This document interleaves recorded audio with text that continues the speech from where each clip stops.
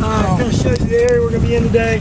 I'll tell you a little bit about some of the major industries that are going to put Key West on the map. Have y'all seen one of these before? Yeah, this is, since we're on a boat, this is called a chart. Looks like a map otherwise, but this is, everything on the boat's going to have a little bit different name. I know some of y'all are pretty sure are aware of that. Bathrooms ahead, kitchens, galley. Front of the boat, if you're looking forward, bow, starboard, port, stern. Walls on boats are actually called ceilings. So this is a nautical chart of Key West and the Key West National Wildlife Refuge, which starts right out here at Mule Key. Where's Mule Key? Right here. And this is the first island we're going to see right here. It extends all the way out to the Dry Tortuga. And it's 200,000 square acres of protected area. Where we left out from today is right here in Key West. And what we're doing right now, we're actually passing by in between.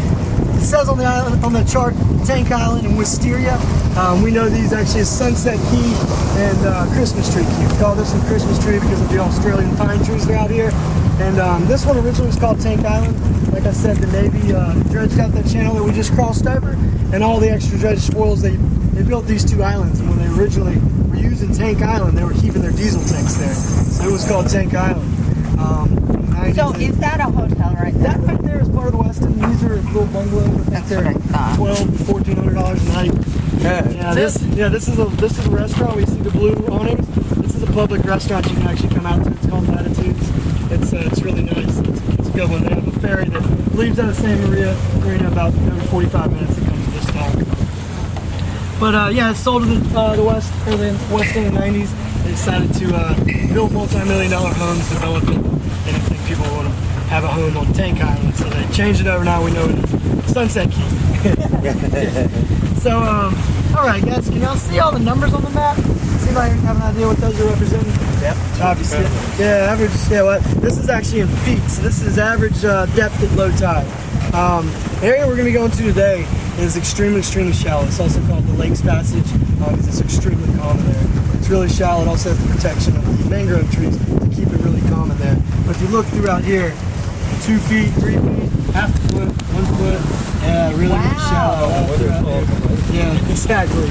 So that's good question. Yeah, this is a 65-foot skipjack, the bug-out scooter. It's modeled after Chesapeake Bay schooners, and it has a centerboard, like the tactical fuel you see coming up and down. Yeah, coming up and down in the boat. So with it up inside the boat, draws about 28 inches, 3 feet of water, and with it down about 5-6 feet. So this boat's specifically designed to get in some really shallow areas. It was originally designed for oyster dredging up in the Chesapeake Bay area. They brought them down here to use for sponging. We've got some sponges here. We're going to be actually going to a sponge garden today to do some conch harvesting. And we're going to be some of the only boats that you see out there. Our boat and our boats, and then a couple of really small catamarans are going to be the only boats you see out there, because other boats just don't have the shallow enough draft to get in there. Can you see all the way off in the distance? Almost looks like an oil rig right on the horizon. You see what I'm talking about?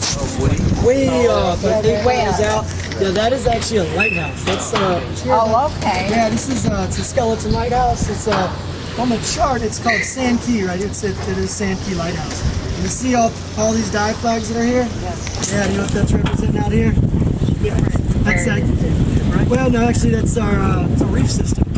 Yeah, we've got the third largest reef in the world.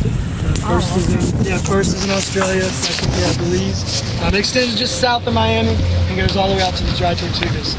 Kind of one of the big industries that kind of put Key West on the map and actually made Key West the richest city per capita in the late 1800s was the wrecking and salvaging industry.